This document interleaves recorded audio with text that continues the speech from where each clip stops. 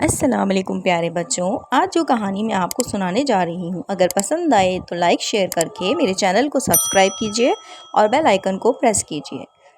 Honest would کٹر۔ یہ کہانی ایک خوبصورت سے گاؤں کی ہے جہاں پر دو لکڑہارے پڑوسی تھے۔ ایک کا نام احمد تھا اور ایک کا نام علی تھا۔ احمد بہت ہی کام چور تھا جبکہ علی بہت ہی زیادہ محنتی۔ وہ صبح اٹھتے ساتھ ہی لکڑیاں کاٹنے کے لیے نکل جایا کرتا تھا۔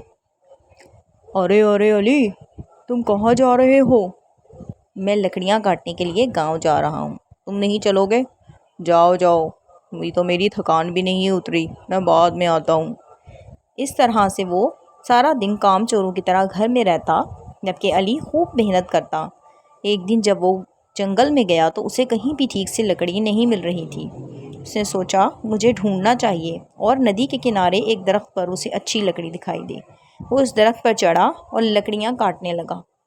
تو جیسے ہی لکڑی کو کاٹنے لگا، اچانک سے اس کا کلہاڑا پانی کے اندر گر گیا اور وہ بہت پریشان ہو گیا۔ یا اللہ، یہ کیا ہو گیا؟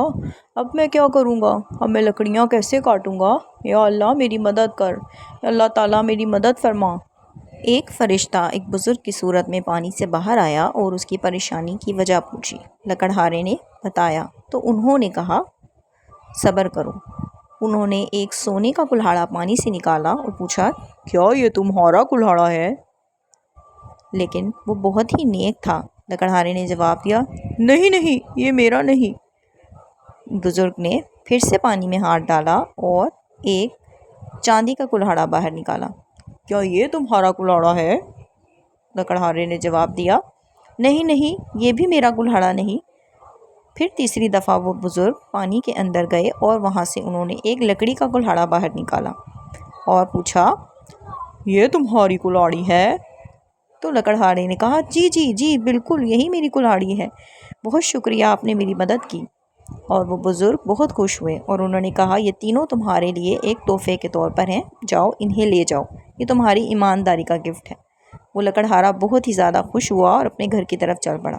جب وہ جا رہا تھا تو راستے میں اس نے دیکھا کہ وہاں سے احمد نے اس کو جاتے ہوئے دیکھ لیا ہے۔ احمد نے سوچا یہ گیا تو تھا تو ایک کلہاڑی کے ساتھ اور واپس 3، سارا ماجرا جاننا ہوگا۔ اس کے پیچھے اس کے گھر تک خاموشی سے پہنچا۔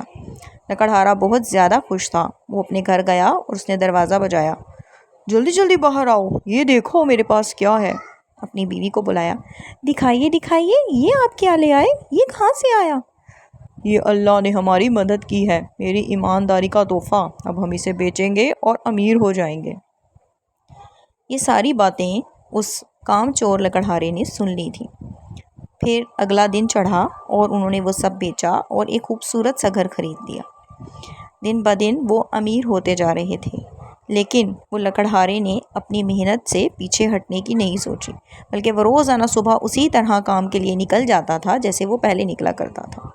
اور وہ کام چور یہ سوچتا کہ کیا بات ہے، اس کو کیا ضرورت ہے بھلا کام کرنے کی، اگر میرے پاس یہ سب کچھ آ جائے تو میں تو کبھی بھی کام نہ کروں۔ کتنا بے وقوف انسان ہے، صبح اپنی نیند خراب کرتا ہے۔ اور پھر وہ اس کے پیچھے چل پڑا کہ میں دیکھوں تو صحیح کہ آخر یہ اتنا امیر کیسے ہوا۔ جب اس نے جا کر دیکھا تو وہ لکڑہارا پھر سے اسی درخت پر بیٹھ کے لکڑیاں کاٹ رہا تھا۔ اب اسے سارا ماجرا سمجھ میں آیا کہ یہی وہ ندی ہے جہاں سے یہ امیر ہوا تھا، اب مجھے بھی کچھ کرنا ہوگا۔ اور اس نے جان بوجھ کر اپنی کلہاڑی اٹھائی اور پانی کے اندر پھینک دی۔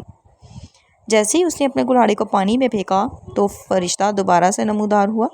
اس نے فرشتے سے کہا میری مدد کیجیے، میری کلہاڑی پانی کے اندر گر گئی، اب میں لکڑیاں کہاں سے کاٹوں گا؟ فرشتے کو سمجھ آ چکی تھی کہ اس نے تو جان کر کلہاڑی پھینکی ہے، اب مجھے اسے سبق سکھانا چاہیے۔ انہوں نے کہا ٹھیک ہے۔